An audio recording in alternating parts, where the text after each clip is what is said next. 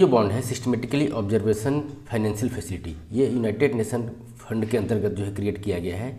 और क्रिएट किसके द्वारा किया गया है? United Nation Environment Programme, United Nation Development Programme और वर्ल्ड मेट्रोलॉजिकल ऑर्गेनाइजेशन। तो ये जो है बॉन्ड इसके द्वारा जारी किया गया है। इसका एम क्या है? ये तो पहला तो ये कि वर्ल्ड का पहला जो है इम्पैक्ट बॉन्ड है जो कि वेदर और क्लाइमेट के डाटा को कलेक्ट करेगा। और एम क्या है कि फाइनेंशियल इंस्ट्रूमेंट जो कि स्ट्रेंथन करेगा resilience and early warning system to the world wide, मतलब क्लाइमेट चेंज से संबंधित, वेदर फोरकास्ट से संबंधित जो है एक तरीके से अर्ली वार्निंग सिस्टम और जो रिजिलियंस है उसको स्ट्रेंथ करने के लिए एक तरीके का फाइनेंशियल इंस्ट्रूमेंट है ये जो है ये बॉन्ड जो है ये कैपिटलाइज करेगा क्या $200 million by the in the year of the 2026, मतलब 2026 के एंड तक जो है $200 मिलियन जो है वो कैपिटलाइजेशन करने का इसमें मतलब जो है इनिशिएशन किया गया है। इससे जो फंड मिलेगा उसका 30 लिस्ट डेवलप कंट्रीज और स्मॉल आइलैंड डेवलपिंग स्टेट्स को तथा जो है और जो है ग्लोबल बेसिक ऑब्जर्वेशन नेटवर्क के स्टैंडर्ड को जो है फॉलो करने के लिए जो है इन मतलब छोटे और गरीब देशों को एक तरीके से मदद देने में किया जाएगा। नेक्स्ट टॉपिक है अपना climate and health funders collision. तो इसमें जो फंडिंग की व्यवस्था की जाएगी वो क्या है? प्राइवेट फंडर्स होंगे, फिलेंथ्रोपिस्ट होंगे, एनजीओज होंगे जैसे कि गेट फाउंडेशन, ब्लूमबर्ग, ये सब जो है संस्था शामिल होंगे। इन लोगों ने कमिटमेंट किया है कि हम $300 मिलियन जो है एक तरीके से जो है इनिशियल फंड की व्यवस्था करेंगे for the integrated action to tackle climate change and its consequence on the health, मतलब क्लाइमेट चेंज से होने वाले हेल्थ पे नेगेटिव असर को मतलब से फाइट करने के लिए एक तरीके का कमिटमेंट है ये कि $300 मिलियन जो है ये इकट्ठा किया जाएगा। और फोकस क्या है कि जैसे एक्सट्रीम हीट है, एयर पॉल्यूशन है, climate sensitive infectious disease, critical climate and health data for the decision makers. तो इस टाइप के जो है क्लाइमेट से संबंधित, क्लाइमेट चेंज, वेदर से संबंधित जो इंड्यूस्ड हेल्थ पे अफेक्टेड जो नेगेटिविटी है उसको जो है कोप करने के लिए जो है इस फंड की व्यवस्था प्राइवेट फाउंडर के द्वारा, एनजीओज के द्वारा, फिलेंथ्रोपिस्ट के द्वारा किया जाएगा। नेक्स्ट है कि plan to accelerate solution on the multi level governance. तो ये जो प्लान है इसको जो है ब्राज़ील के जो इन्वायरमेंट मिनिस्ट्री है उनके द्वारा इसे जो है एक तरीके से कोऑर्डिनेट किया जा रहा है और साथ साथ cities and United nation habitat. तो ये जो है ब्राज़ील के जो है ब्राज़ील में हुआ हमारा कन्वेंशन ऑफ पार्टी जो है 30, तो उसकी प्रेसिडेंसी में जो है वो ब्राज़ील की ministry of environment and cities and United nation habitat के द्वारा जो है इसको एक तरीके से लॉन्च किया गया है। ये क्या बात करता है कि जो नेशनल डिटरमाइंड जो कंट्रीब्यूशन है, मतलब जो है किस लेवल का पॉल्यूशन होना चाहिए और किस हद तक हमको कंट्रोल करना है। तो जो मल्टी लेवल का बात है कि मतलब जो है बहुत सारे देश को मिला करके, जैसे इनिशियल स्टेज में बोला गया है कि 100 कंट्रीज़ को मिला करके नेशनल डिटरमाइंड कंट्रीब्यूशन जो है बाय द 2028 और 120 देशों को मिला करके 2030 तक का जो है एक तरीके का इंटीग्रेशन मल्टी लेवल स्ट्रक्चर जो है प्लानिंग किया जाएगा। डेटा ट्रांसफ़र, मतलब एक देश से दूसरे देश के बीच में जो कोऑर्डिनेशन होना चाहिए नेशनल डिटरमाइंड कंट्रीब्यूशन को लेकर के, उसकी कोऑर्डिनेशन की ये बात करता है। तो ये क्या है कि प्लान टू एक्सेलरेट सॉल्यूशन, तो एक मतलब एक देश का सॉल्यूशन का अगर कोई बेंचमार्क है और सक्सेसफुल है तो उसको दूसरे देश में इम्प्लीमेंट करने की बात करता है। इस तरीके से जो है इसको मतलब इंटीग्रेशन की बात इसमें की गई है। नेक्स्ट है कि ग्लोबल मुटियारो against extreme heat beat the heat implementation drive. तो ये जो बीट द हीट वाला जो ड्राइव है ये यूनाइटेड नेशन इन्वायरमेंटल प्रोग्राम का कूल द कोलिजन का एक मतलब एक हिस्सा है। कूल द कोलिजन मतलब जो बीट द हीट और कूल कोलिजन ये इस टाइप का है कि मान लीजिए जो है क्लाइमेट चेंज होता है, एक्सट्रीम वेदर कंडीशन के चलते टेम्परेचर राइज होता है। तो इस टेम्परेचर के चलते जो है इस टेम्परेचर को कूल करने के लिए जो कूलिंग इंस्ट्रूमेंट वगैरह होते हैं उसका यूज किया जाता है, जैसे एसी, रेफ्रिजरेटर। तो ये एसी और रेफ्रिजरेटर जो है ये जो लोकल इन्वायरमेंट है, कोई हाउस है, कोई प्लेस है, कोई ऑफिस है, वहाँ पे तो वो कूलिंग करते हैं, लेकिन इनकी कूलिंग में जो है इन्वायरमेंट पर जो है निगेटिव असर पड़ता है। तो इसमें एक तरीके का प्लेज किया गया है कि reduce the cooling related emission by the 68%, मतलब 68% तक जो है कूलिंग एमिशन को जो है कूलिंग रिलेटेड एमिशन को जो है कंट्रोल करना है 2050 तक में। इससे क्या होगा कि to reduce the heat risk for the 3 million people globally and integrate solution into 50 national adaptation framework by the 2030। तो ये beat the heat cool coalition ये जो इससे संबंधित है कि मतलब जो है कूलिंग से होने वाले जो है कूलिंग रिलेटेड जो भी इंस्ट्रूमेंट वगैरह है उससे निकलने वाले हीट से किस तरीके से एमिशन से जो है बचा जा सके उसके लिए बात करता है।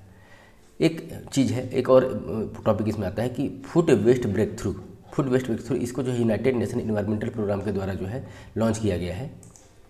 तो इसका बेसिक एम ये है कि जो फूड वेस्ट वगैरह होते हैं, मान लीजिए जैसे एक्सेस फूड वगैरह जो है हम वेस्ट समझ करके इन्वायरमेंट में ओपन एरिया में जो है उसको फेंक देते हैं, तो उस फूड वेस्ट से भी जो है एक तरीके से तो फूड का जो लॉस होता ही है, प्लस इससे इन्वायरमेंट का लॉस ये होता है कि इससे मीथेन गैस जो है एमिट होती है, और मीथेन गैस भी जो है एक तरीके से हाईली पॉल्यूटिंग और जो है ग्लोबल ग्रीन हाउस गैस की कैटेगरी में आती है। तो इससे बचने के लिए, मतलब इसको कंट्रोल करने के लिए यूनाइटेड नेशन एनवायरमेंट प्रोग्राम द्वारा जो है फूड वेस्ट ब्रेक थ्रू जो है लॉन्च किया गया है। कब launch is 2030 climate solution under the Marquez partnership for the global climate action. Target क्या है इसका कि मतलब जो है ग्लोबल फूड वेस्ट जो है उसको हाफ कर देना है, आधा करना है कोशिश करके, end up to 7% reduction in the methane emission by the 2030। मतलब जो है ग्लोबल फूड वेस्ट को 50% रिड्यूस करना है 2030 तक, और साथ साथ जो मीथेन गैस का एमिशन होता था उसको ही 7% तक रिड्यूस करना है 2030 तक under the programme food waste breakthrough. और इसका फंडिंग का सपोर्ट कहाँ से आएगा, तो ग्लोबल इन्वायरमेंटल फैसिलिटीज से इसकी फंडिंग की व्यवस्था की जाएगी। पार्टिसिपेशन कौन कौन सी कंट्रीज़ हैं इसमें, तो इसमें जो है ब्राज़ील, जापान और यूनाइटेड किंगडम जो है इसके 3 मेन जो है चैंपियंस कंट्रीज इंक्लूडेड हैं। नेक्स्ट टॉपिक है अपना ocean break through dashboard.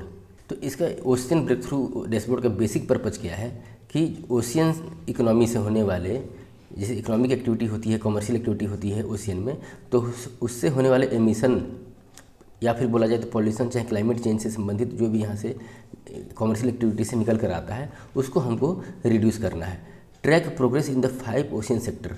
5 ocean sector में क्या क्या है, marine conservation, renewable energy, shipping, aquatic foods and coastal tourism को बढ़ावा देने के लिए to help cut emission by the up to 35%, मतलब 35% तक जो है एमिशन को रिड्यूस करना है 2050 तक, जिससे जो है कि जो 5 सेक्टर जो है marine conservation, renewable energy, shipping, aquatic food और कोस्टल टूरिज्म में हेल्प मिल पाए।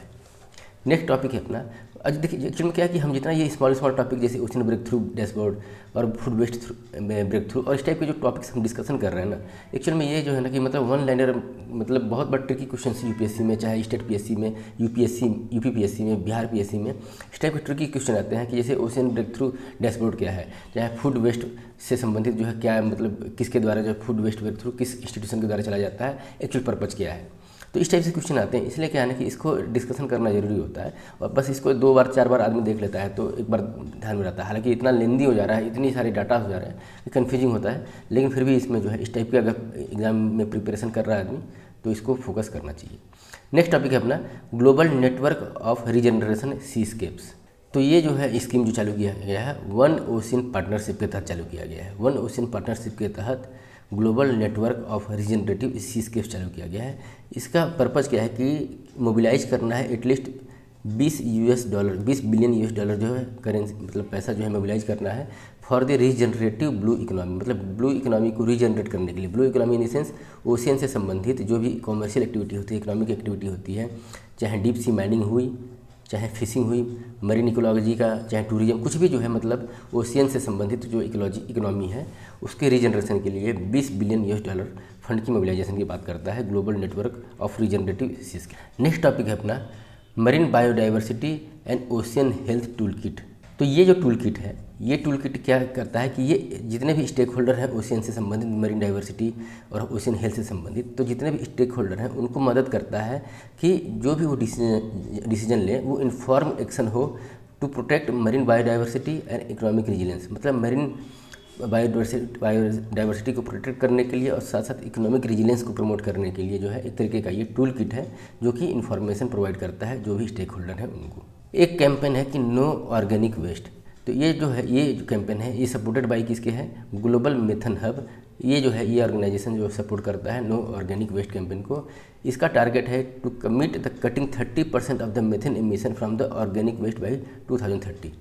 तो जो ऑर्गेनिक वेस्ट से मेथेन का गैस का एमिशन होता है उसको हमको 30% तक रिड्यूस करना है। आज जो एमिशन हो रहा है उसको से 30% कम हमको एमिशन करना है 2030 तक under the campaign no organic waste.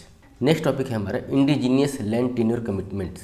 तो ये जो इंडिजीनियस लैंड टेन्योर कमिटमेंट है 15 गवर्नमेंट के द्वारा जो है इसको लॉन्च किया गया है और उसमें टारगेट रखा गया है कि set to goal to advance ownership and protection of the 160 million hectare of the land. मतलब 160 million hectare of the land जो है उसको प्रोटेक्ट करना है और ओनरशिप ट्रांसफ़र करना है किसको, जो इंडिजीनियस पीपल है उनको जो है ट्रांसफ़र करना है और एफ्रो डिसेंडेंट ग्रुप को जो है ट्रांसफ़र करना है। तो ये हुआ इससे संबंधित। नेक्स्ट है कि ग्लोबल कार्बन हार्वेस्ट इक्विलिब्रियम। तो ग्लोबल कार्बन हार्वेस्ट इक्विलिब्रियम जो है वो ब्राज़ील, इंडिया और केन्या के द्वारा जो है संचालित है कि नेशनल एग्रीकल्चर रिसर्च इंस्टीट्यूशन, मतलब इन 3 देश ब्राज़ील, इंडिया और केन्या के 3 जो है नेशनल एग्रीकल्चर रिसर्च इंस्टीट्यूशन जो है इन कंट्रीज़ के, उनके द्वारा ये संचालित किया जाएगा। इसका पर्पज़ ये है कि जो सॉइल है ना उसकी ऑर्गेनिक कार्बन को, चाहे ऑर्गेनिक कंटेंट्स मिनरल्स के को और बढ़ाना। कैसे होगा? Accelerate and scale field research through the field research जो है सॉइल का organic carbon, biochar and enhanced rock weathering को इन्हेंस करना, सॉइल के एक्चुअल में ऑर्गेनिविटी के मिनरल्स को बढ़ाना। तो इससे संबंधित रिसर्च की ये बात करता है global carbon harvest equilibrium. Brazilian sustainable taxonomy, तो ये जो मतलब ये भी एक तरीके का ये भी एक कैंपेन है कि मतलब ये कैसा कि अभी तक हम जैसे जो बात करते थे कि सस्टेनेबल डेवलपमेंट की बात करते थे, फिर हुआ कि सस्टेनेबल कंजम्पशन की बात करते हैं, लेकिन अब ये जो है जो सस्टेनेबल टेक्सोनॉमी बात करता है, क्या बात करता है कि सस्टेनेबल इन्वेस्टमेंट, मतलब जो भी इन्वेस्टमेंट हम कर रहे हैं क्लाइमेट से संबंधित, वेदर से संबंधित, ग्रीन हाउस गैस एमिशन से संबंधित, तो जो इन्वेस्टमेंट है वो क्या है? सस्टेनेबल हो। आज हम कमिटमेंट कर दिए लेकिन जो है उतना फंडिंग नहीं दे पाते हैं, तो उस टाइप का ना हो। सस्टेनेबल इन्वेस्टमेंट होगा तो जो है फ्यूचर का जो है वो रोड मैप तैयार होता है और उसी के हिसाब से जो उस रोड मैप पर एक्शन प्लान तैयार होता है और उस पर जो है फिर आगे आदमी जो है इस पर चलता है, तो जो कुछ न कुछ जो फाइनल रिजल्ट आउटकम आता है, रिजल्ट आता है। तो सस्टेनेबल इन्वेस्टमेंट की बात करता है ब्राज़ीलियन सस्टेनेबल टेक्सोनॉमी। फिर बात है कि integrated forum on climate change and trade. तो ये जो फोरम है ये क्या करता है कि to help countries collectively explore practical approach to make trade a driver of just sustainable and inclusive transition. तो सस्टेनेबल और इंक्लूसिव ट्रांजिशन होना चाहिए एक टेक्नोलॉजी से, एक प्रोसेस से दूसरे प्रोसेस में, तो उसके लिए एक तरीके का ये फोरम प्रदान करता है, integrated forum on climate change and trade. Next topic है utilities for net zero alliance. तो इसे लॉन्च किया गया था नेट जीरो अलायंस को कॉन्फ्रेंस ऑफ द पार्टी 28 में जो है, जो कि यूनाइटेड यूएई में हुआ था। तो यूएई में जो है इसमें डिक्लेरेशन दिया गया था, UAE declaration of the action regarding utilities for net zero alliance. तो जो नेट जीरो अलायंस की बात करता है, ये बात करता है कि मेंबर जो होंगे इसके वो जो $1 ट्रिलियन जो है कंट्रीब्यूट करेंगे 2030 तक to expand clean energy and modernise power grids. तो पावर ग्रिड्स को मॉडर्नाइज करने के लिए और क्लीन एनर्जी को कैपेबिलिटी को एक्सपांड करने के लिए जो है इसमें फंडिंग की बात की गई है। इसमें it raises its annual investment target to $148 billion at conference of the party 30, मतलब कॉन्फ्रेंस ऑफ द पार्टी 30 तक जो है $148 जो है तक के कंट्रीब्यूट करने की बात इसमें की गई थी। नेक्स्ट टॉपिक है अपना super pollutant country action accelerator. Climate and clean air coalition के द्वारा जो है ये super pollutant country action accelerator जो है लॉन्च किया गया था। इस एक्शन का मतलब जो है इसके द्वारा जो लॉन्च किया गया, इसका बेसिक पर्पज़ ये है कि जो non CO2 green house gases हैं जिसकी लाइफ जो है इसमें छोटी होती है, तो जो मतलब जो छोटी लाइफ वाले जो है शॉर्ट लाइफ क्लाइमेट पोल्यूटेंट जो होते हैं उनको जो है रिड्यूस करना है। तो ये जो है 30 देशों को पहले टारगेट रखा गया कि 2030 तक जो है 30 कंट्रीज़ को एक तरीके से जो है उसमें ये प्रोजेक्ट बेसिस पे काम किया जाएगा, जिसमें जो है methane, black carbon, hydrofluorocarbon, tropospheric ozone को है के एमिशन को जो है कंट्रोल किया जाएगा। इनको हम बोलते हैं सुपर पॉल्यूटेंट, जिनका जो है लाइफ साइकिल जो है बेसिकली जो है वो शॉर्ट लाइफ होता है। तो ये हुआ super pollutant country action accelerator. तो इसमें कंट्री में 30 देश 2030 तक के जो है टारगेट में रखे हुए हैं। और इसमें टारगेट कौन से जो है किन गैसों को चाहे किन पॉल्यूटेंट को रखा गया है, तो नॉन CO2 गैसों को जो है टारगेट में रखा गया है। अदर इनिशिएटिव जो है कॉन्फ्रेंस ऑफ द पार्टी 30 में लिए गए हैं, उसमें से एक है कि कंट्री और regional platform for the climate and natural finance. तो क्या है कि कॉन्फ्रेंस ऑफ द पार्टी जो 30 हुआ है उसमें इंडिया के साथ साथ 12 अदर डेवलपिंग कंट्रीज़ और कुछ अफ्रीकन के आइसलैंड से ने मिल करके जो है क्लाइमेट कमीशन के रूप में जो है इसको डेवलप किया है कि कंट्रीज़ और regional platform for the climate and natural alliance. तो ये मतलब जो है COP30 के अंतर्गत country and regional platform for the climate and natural finance जो है अनाउंस किया गया। इसमें इंडिया के साथ साथ और भी जो है डेवलपिंग कंट्रीज और अफ्रीकन के आइलैंड स्थित हैं, मतलब इसमें जो है शामिल है। इसमें फंडिंग की व्यवस्था किसके द्वारा की जाएगी, तो ग्रीन क्लाइमेट फंड के द्वारा जो है एक रेडीनेस प्रोग्राम होता है, उसके तहत जो है इसमें फंडिंग की व्यवस्था की जाएगी।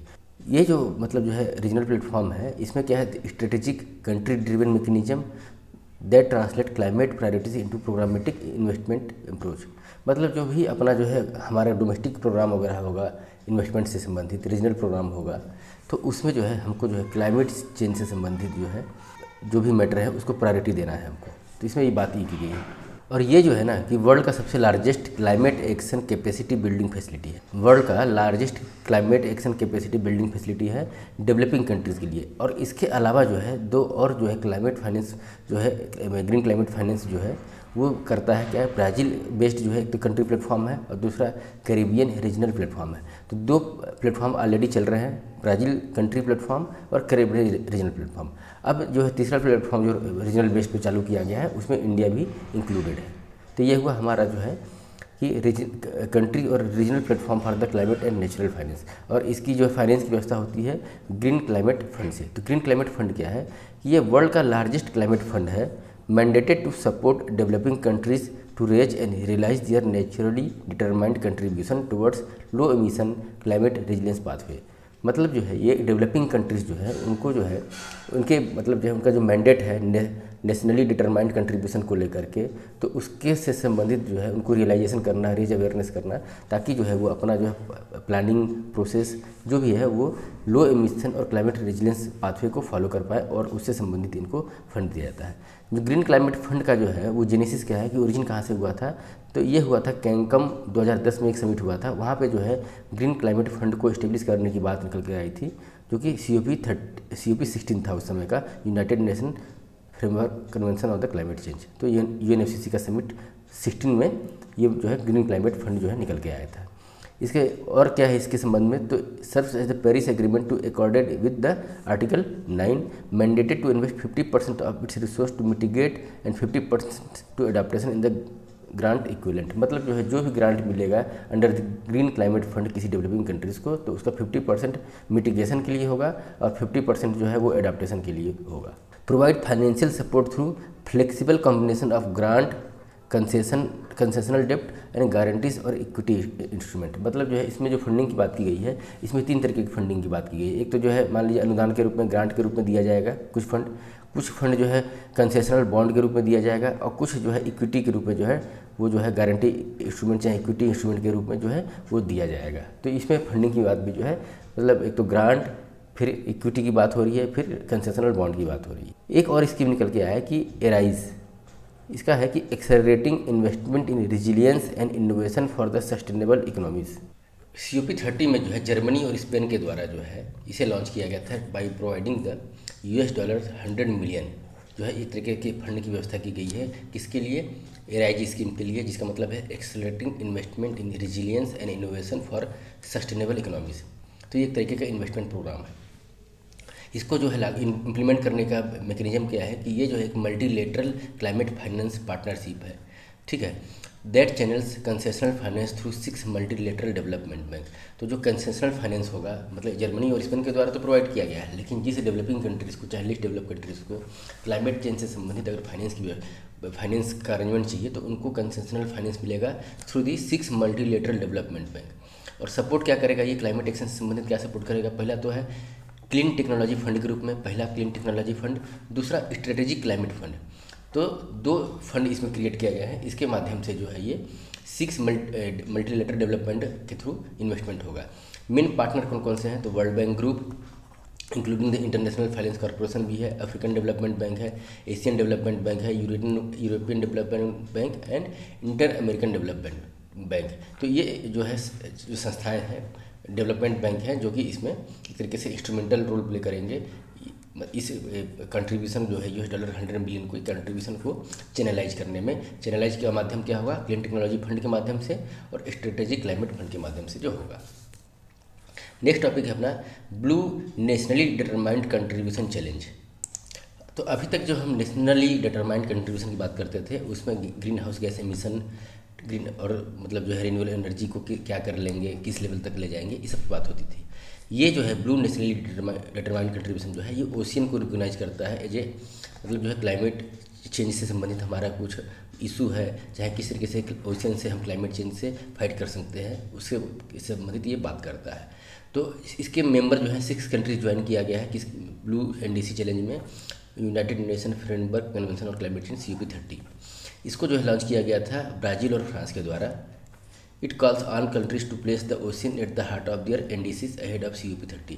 मतलब COP30 से पहले जो है ये एक तरीके से ब्राज़ील और फ्रांस के द्वारा ये सभी देशों को एक तरीके से बोला गया था कि आप जो है जो भी NDC का प्लानिंग करते हैं, नेशनली डिटरमाइंड कंट्रीब्यूशन का प्लानिंग करते हैं, तो उसमें ओशियन को भी उसके हार्ट पर रखिए, मतलब ओशियन को लेकर के भी उस प्लानिंग में अटैच कीजिए।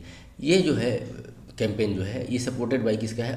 Ocean conservancy, ocean and climate platform, world resource institution और ocean resilience and climate alliance, ये संस्थाओं के द्वारा जो है इसको सपोर्ट किया गया है।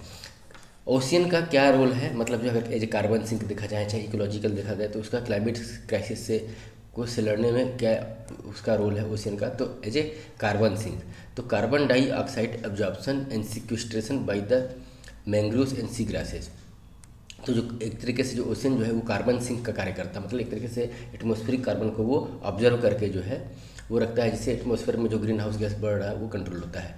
तो एज ए कार्बन सिंक कैसे काम करता है? एक तो carbon dioxide absorption and sequestration करता है किसके थ्रू? मैंग्रोव्स और सी ग्रासेस के थ्रू, ठीक है, जो कि 4 टाइम्स हायर कैपेसिटी है जो टेरेस्ट्रियल फॉरेस्ट होते हैं। जैसे हमारा टेरेस्ट्रियल फॉरेस्ट ट्रॉपिक में टेम्परेट फॉरेस्ट वगैरह जो होता है, डिसीजस मोस्ट डिसीजस जो फॉरेस्ट होते हैं, इससे ज़्यादा एब्जॉर्बिंग कैपेसिटी होती है मैंग्रोव की और सी ग्रासेस की। फिर क्या है कि हीट रेगुलेटर का कार्य करता है ocean. Ocean capture about 90% of the excess heat generated by the green house gas emission, मतलब जो ग्रीन हाउस गैस एमिशन से जो हीट जनरेट होता है उसका जो 90% जो है एब्जॉर्ब ओशियन अकेले करता है। सबसे बड़ा सोर्स एक तरीके से ओशियन ये भी है कि रिन्यूएबल एनर्जी भी जो है वहाँ सबसे बड़ा सोर्स है। ऑफशोर विंड एनर्जी जो है वहाँ से जनरेट होती है, टाइडल एनर्जी जनरेट होती है, तो इसलिए इसमें जो है ब्लू मतलब ओशियन से संबंधित जो है NDC चैलेंज की बात ये करता है। फिर अपना एक नेक्स्ट टॉपिक है कि leadership group for the industrial transition. तो ये क्या बोलता है? Union environment ministry of India address leadership group for the industry transition industry leaders round table at the COP30 बेलेम Brazil. तो ये जो ग्रुप है इसको लॉन्च किया गया था इंडिया और स्वीडन के द्वारा, ठीक है, और इसको जो है वर्ल्ड इकोनॉमिक फोरम्स के साथ साथ United nation climate action summit 2019 में जो है इसको वर्ल्ड इकोनॉमिक फोरम और इंडिया स्वीडन मिल करके जो है इसको चालू किए थे। एक्चुअल पर्पज इसका ये है कि जो 2050 तक जो है हमको नेट जीरो कार्बन एमिशन बनना है। जो हाईली एमिटिंग इंडस्ट्रीज़ है उसको जो है net zero carbon emitting industry के रूप में कन्वर्ट करने की बात की गई है। वैसे जैसे नेट जीरो वाली बात है तो इंडिया जो है 2070 तक जो है कार्बन न्यूट्रल करने का टारगेट रखा हुआ है, कार्बन न्यूट्रल जो है इंडिया हो जाएगा। लेकिन इसमें जो हाई एमिटिंग इंडस्ट्रीज है उसको जो है नेट जीरो एमिशन करना है। तो ये जो है लीड ITs को बोलते हैं, leadership group for the industry transition to जो है was adopted at the annual lead IT summit at COP28। तो COP28 कहाँ पे हुआ था? UAE में हुआ था। इसके 18 मेंबर कंट्रीज़ हैं और 27 कंपनी जो है इन्होंने आइडेंटिफाई करके रखा है कि जो हाईली पोल्यूटिंग इंडस्ट्री है, एमिटिंग इंडस्ट्री है, उसको कंट्रोल करना है। तो ये हुआ हमारा जो है क्लाइमेट चेंज से संबंधित जो कॉन्फ्रेंस ऑफ द पार्टी 30 जो UNFCCC का जो समिट हुआ उससे संबंधित जो है डिस्कशन।